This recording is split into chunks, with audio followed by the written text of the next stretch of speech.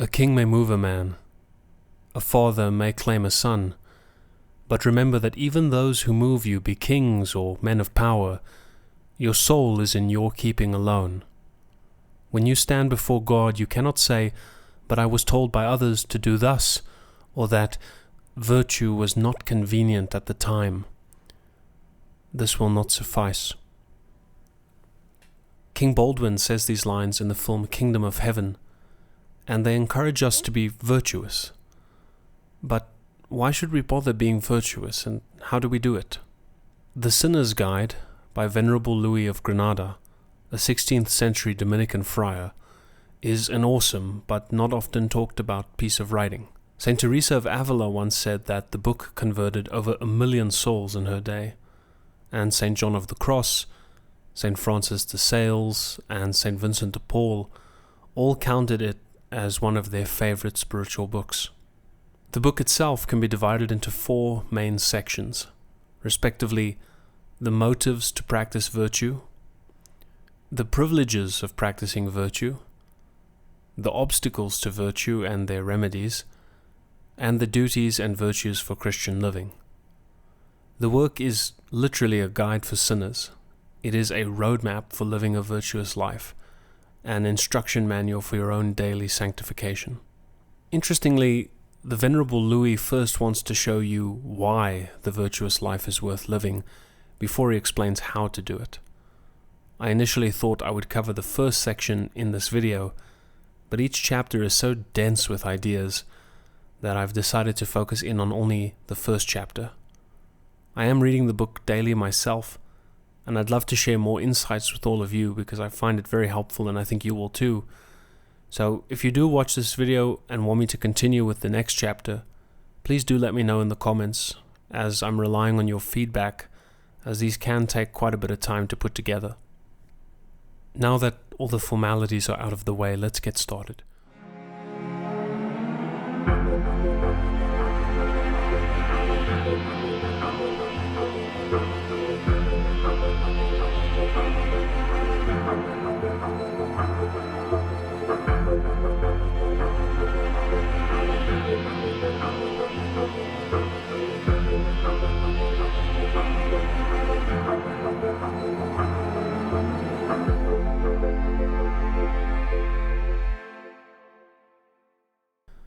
The first motive to practice virtue is God. I mean, God's being in itself, His excellence and His perfections. This is admittedly a big idea and somewhat abstract, so let's break it down. Any goodness or mercy or justice or wisdom or excellence or beauty or fidelity or sweetness or joy or truth that your heart desires, the ultimate and perfect expression of them are all already found in God. God is not a symbol or personification or metaphor for goodness and truth and beauty. Rather, goodness, truth, and beauty originate from and are found originally in God. Or, as G.K. Chesterton put it, God is not a symbol for goodness, goodness is a symbol for God. St. Augustine says that if the entire world were full of books, and if the entire ocean turned to ink, and every single creature on the planet had only one job, to write about God's perfection and God's perfection alone, the books would be filled and the seas would be drained dry before any one of God's perfections could be adequately expressed or explained. Nothing that exists, therefore, is more worthy of worship than God. For all things worthy of worship are simply partaking in the original goodness that is God. Unfortunately, we're so moved by self-interest and self-love that our own selves take a deep root in our hearts. And since we're ignorant and beginners in the ways of God, we simply don't know how to appreciate God's grandeur and beauty. It is beyond us. Venerable Louis in The Sinner's Guide shows us how Saint Denis tries to break us out of our Ouroboros obsession of self by suggesting that we should close our eyes to earthly things, since we might see perfections and good qualities in creatures and then compare or measure those goods against the ultimate goodness of God, when really the comparison can't be made.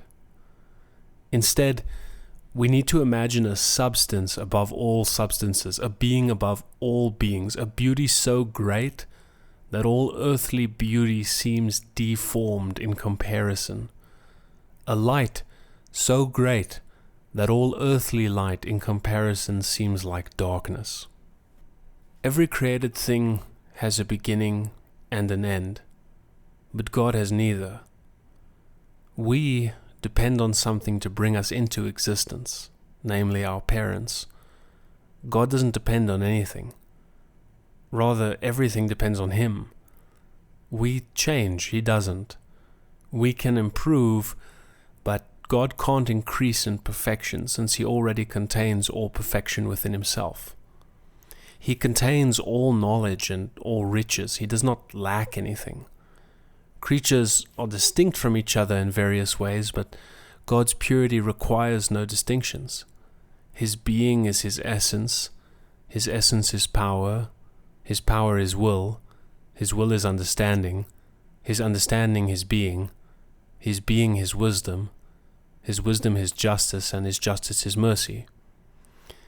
And even though justice and mercy are different attributes, with justice to punish and mercy to pardon, in God they're one and the same power, and God thereby comprises in His unity apparently opposite qualities and perfections. This is why St. Augustine says, quote, God is profoundly hidden, yet everywhere present. He's essentially strength and beauty. He's immutable and incomprehensible. He's beyond all space, yet fills all the universe. Invisible, yet manifest to all creatures, producing all motion, yet is Himself immovable, always in action, yet forever at rest. He fills all things and is circumscribed by nothing. He provides for all things without the least anxiety or solicitude. He is great without quantity, and therefore He's immense. He's good without qualification, and therefore He is the supreme good. As Scripture says, one is good, God. So imagine that you and I were standing on the beach and we were looking out at the ocean. From the shore we can see the vast amounts of water, but even though we can see the water, we can't measure the depth or really understand just how massive the ocean is. In the same way, we can contemplate what has been revealed to us about God, but we can't even really begin to fathom the abyss of His greatness or to measure the duration of His eternity. The moment we think we understand God, it is not God we understand. It's something lesser. St. Paul says that God inhabits inaccessible light. 1 Timothy chapter 6 verse 16. What does this mean? Inaccessible light. Well, think of the sun. It's extremely visible and obvious. We even feel its light on our skin as heat. But because of the sun's splendor and light, we can't look at it. In the same way, God is extremely present, sustaining all things in being. The breaths you're taking right now as you listen to my voice and the particles in the air between your ears and the speaker, God sustains it all. Extremely, insanely present. And yet, while nothing is more intelligible than God, it's for this reason that there's nothing we understand less than God. If God was always present to us, it would be like staring into an infinity of suns. So, what is the guide here for sinners then in this first chapter? Well, to put it simply, the more you accept that you are simply unable to comprehend God, the more your knowledge of His being will grow. This is why in his reflections on the book of Job, St. Gregory writes, quote, "We never more eloquently praise the works of the Almighty than when our tongue is mute in rapt wonder. Silence is the only adequate praise when words are powerless to express the perfections we wish to express." End quote. In practical terms, the most adequate praise is a modest and respectful silence when it springs from the conviction that we are simply unable to comprehend God. In his Confessions, St. Augustine writes, quote, "When I seek my God, I seek not corporal grace, nor transient beauty, nor splendor, nor melodious sound, nor sweet fragrance of flowers, nor odorous essence, nor honeyed manna, nor grace of form, nor anything pleasing to the flesh. None of these things do I seek when I seek my God. But I seek a light exceeding all light, which the eyes cannot see, a voice sweeter than all sound, which the ear cannot hear, a sweetness above all sweetness which the tongue cannot taste, a fragrance above all fragrance which the senses cannot perceive, a mysterious and divine embrace which the body cannot feel. For this light shines without radiance, this voice is heard without striking the air, this fragrance is perceived though the wind does not bear it. This taste inebriates with no palate to relish it, and this embrace is felt in the center of the soul." In the search for further proof of the infinite power and greatness of God, consider the order, the beauty, and the grandeur of the universe. There are stars above us in the night sky, several hundred times larger than the entire earth. Consider the variety of creatures across the earth now, in the air, in the water, the creativity of creation at every turn.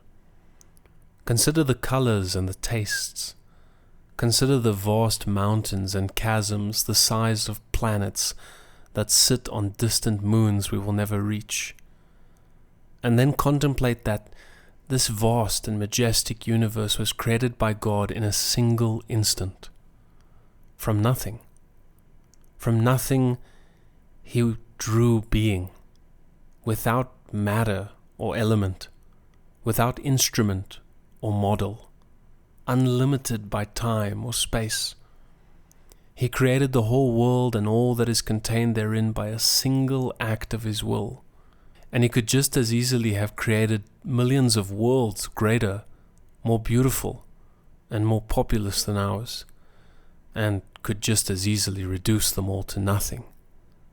And yet, at the same time, all these mighty worlds remain vastly inferior to their divine author. Even we sinners can't help but feel admiration and astonishment in contemplating the greatness of such a being.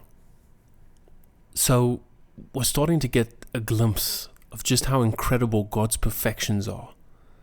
They're not just random, they're tied to who He is, His very being. Like it says in Ecclesiasticus, quote, "His mercy matches His greatness." And it's not just mercy, His wisdom, justice, goodness, all of it is on an infinite level. That's why He's absolutely worthy of our respect, awe, and obedience. If our hearts could handle it, we'd pour out endless love and devotion to Him. I mean, if the reverence we give is supposed to match the greatness of the one we're honoring, then God deserves something infinite, because that's exactly who He is. If He didn't already have every reason to claim our heart and our service, how can you love anything if you're not moved by that kind of perfect goodness? What's worth fearing if not this awesome infinite majesty? Who else would you serve if not this incredible Master? Our will was made to chase what's good, So, if God is the ultimate good, why isn't our heart all in for Him above everything else? And honestly, what does it say about us if we're out there loving other things more than Him? It's almost incredible that the malice and blindness of man can go so far. But yet, how many there are who, for a base pleasure, for an imaginary point of honor, for a momentary rush of pleasure desperately siphoned from pixels, images of men and women created in the image of God defiling themselves, and us participating in that defilement after the fact, to a wrong already committed, abusing ourselves to a ghost of virtual adultery to fulfill a vile and sordid interest, continually offending God, continually offending His sovereign goodness and His love. How do we do this? There are others who go further and sin without any of these motives. They do it just out of malice or even just habit. The sin, through repetition, has baked itself into their identity like the burns in the concrete of a furnace. Venerable Louis says that this is folly worthy of demons. To be evil against such goodness, to wrong such a right. Lord, have mercy on us. Here then is the first motive which obliges us to love and serve God. It's a duty so massive that any obligations we have to other people or things really do pale in comparison. No matter how great or impressive someone or something might be, their qualities are nothing next to God's perfection. So any responsibilities we feel toward them are like shadows when you stack them up against what we owe God. And so also, our sins against others don't compare against the guilt we've incurred by our countless sins against God. For this reason, David cried out, quote, "Against thee only, O God, have I sinned." Though he had sinned against Urias, whom he murdered, against the wife of Urias, whom he dishonored, and against his subjects, whom he scandalized, the penitent King David knew that his offenses against creatures, notwithstanding their different degrees of deformity, couldn't equal the enormity of his revolt against God. For God being infinite, our obligations toward Him and our offenses against Him are, in a sense, in a measure, infinite. And this is just one reason why we should be motivated to practice virtue.